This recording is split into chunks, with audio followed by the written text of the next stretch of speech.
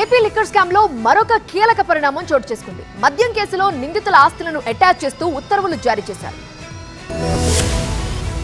AP మద్యం కేసులో నిందితుల ఆస్తుల్ని అటాచ్ చేసింది ఏపీ ప్రభుత్వం. ఈ మేరకు ఉత్తర్వులు జారీ చేసింది. దాదాపు 30 కోట్ల రూపాయల విలువ చేసే ఆస్తుల్ని అటాచ్ చేస్తూ హోంశాఖ ప్రిన్సిపల్ సెక్రటరీ కుమార్ విశ్వజిత్ ఉత్తర్వులు జారీ చేశారు. అధాన్ డిస్టిలరీస్ హైదరాబాద్ మాదాపూర్ బ్రాంచ్ కి చెందిన 16 కోట్ల 12 లక్షల రూపాయలను అటాచ్ చేశారు. ఎన్నికల సమయంలో గరికపాడు చెక్ పోస్ట్ దగ్గర పట్టుబడ్డ విజయవాడ ట్రెజరీ కార్యాలయంలో ఉన్న 8 కోట్ల 36 లక్షల రూపాయలను అటాచ్ చేస్తూ నిర్ణయం తీసుకున్నారు. వీటితో పాటు ఎస్ఎన్జీ షుగర్స్ కంపెనీకి చెందిన ఎస్బీఐ బ్యాంక్ ఖాతాలో ఉన్న 5 కోట్ల రూపాయలు, MP distilleries Chennai SBI bank ఖాతాలో ఉన్న 50 లక్షల రూపాయలని అటాచ్ చేశారు. మొత్తం ఆస్తుల అటాచ్మెంట్ కు సంబంధించి ఏసీబీ కోర్టులో అటాచ్మెంట్ పిటిషన్ ను సిట్ అధికారులు దాఖలు చేయనున్నారు. లిక్కర్ కేసులో నిందితుల్ని విచారించిన తర్వాత వారి వాంగ్మూలం ఆధారంగా ఆస్తుల్ని అటాచ్ చేస్తున్నట్లు ప్రభుత్వం ఉత్తర్వుల్లో పేర్కొంది. 2019 నుంచి 2024 వరకు లిక్కర్ ద్వారా అక్రమ మార్గాల్లో కోట్ల రూపాయలని ముడుపులు తీసుకున్నట్లు ప్రభుత్వం ఉత్తర్వుల్లో పేర్కొంది. కేసులో ఇప్పటికే అనేక మందిని అదుపులోకి తీసుకుని విచారిస్తున్న సిట్ అధికారులు కేసులో అనేక కొత్త కోణాలని వెలికితీస్తున్నారు.